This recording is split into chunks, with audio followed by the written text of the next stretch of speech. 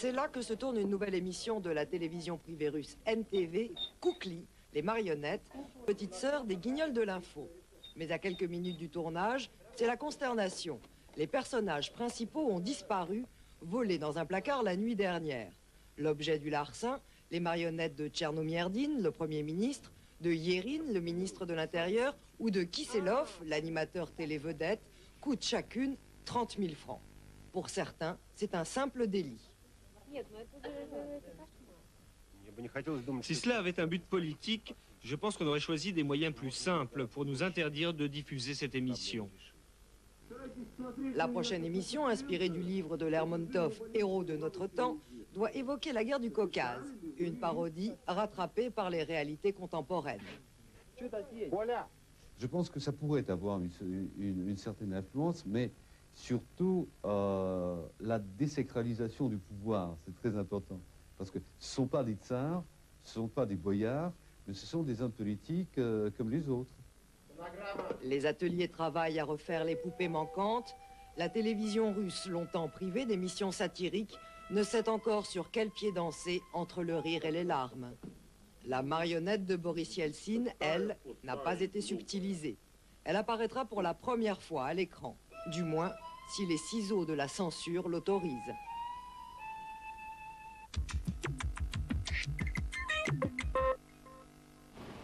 Deux éditions pour un seul journal, Borba, en vente aujourd'hui à Belgrade. En Yougoslavie, la presse indépendante a bien du mal à survivre. Les pressions du gouvernement serbe de Slobodan Milosevic sur le quotidien Borba ont abouti à l'évincement de la rédaction en place. Le nouveau rédacteur en chef était jusque-là ministre de l'Information et les journalistes se sont rebellés et ont lancé une édition parallèle. On ne peut pas acheter notre journal en kiosque car nous sommes exclus des systèmes de distribution aux mains du pouvoir. Pour imprimer le journal, il a fallu le faire dans une petite imprimerie privée.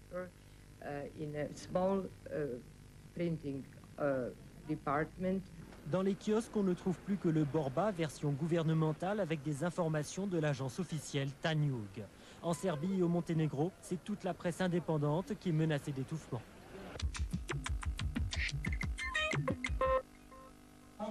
La scène se passe au tribunal d'Ankara en Turquie. La cour rend son verdict et soudain, les accusés furieux s'en prennent aux journalistes, les accusant d'avoir influencé les juges. 87 islamistes ont été condamnés à des peines allant de 3 à 15 ans de prison pour le massacre de Sivas. En juillet 93, des intégristes avaient incendié un hôtel où se tenait un festival culturel. Au cours des débats, l'écrivain satirique turc Aziz Nesin avait critiqué le Coran. L'incendie avait fait 37 morts.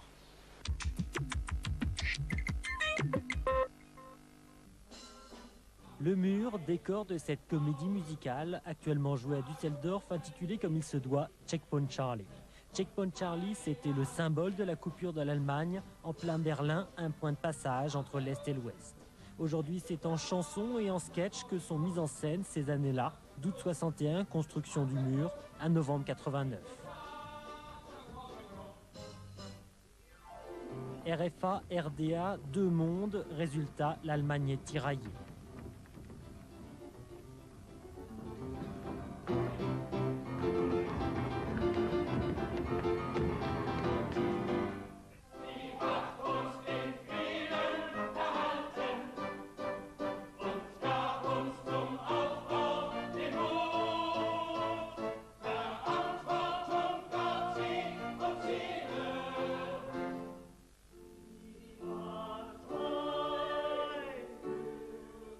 Novembre 1989, il n'y a plus qu'un seul slogan pour tous, c'est Go West.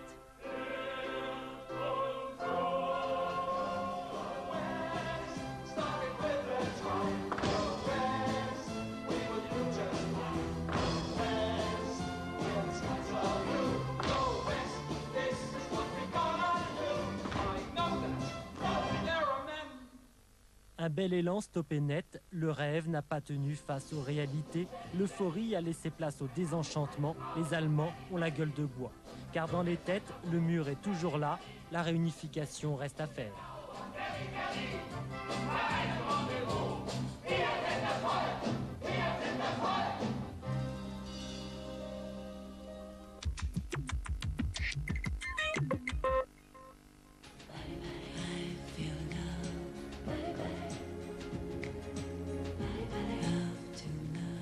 Paris est là et surtout une ville que vous ne verrez plus jamais. Entre 1860 et 1878, Charles Marville a tout photographié avant, pendant et après les travaux du préfet Haussmann qui allaient métamorphoser la ville. Le Paris moderne est propre, pratique, mais aussi froid et austère. Là, une dose de Prévert. Et sans raton laveur, prenons un dernier verre. Près du bateau Lavoir. Une Simone de Beauvoir. Du vieux Paris de Victor Hugo, il ne reste plus que ces images, un témoignage inestimable. Mettez 3 notes de jazz dans un quartier latin, un menu sur l'ardoise. Au fond d'un bar tabac et la résine d'un bar. Sur un genou qu'on lève.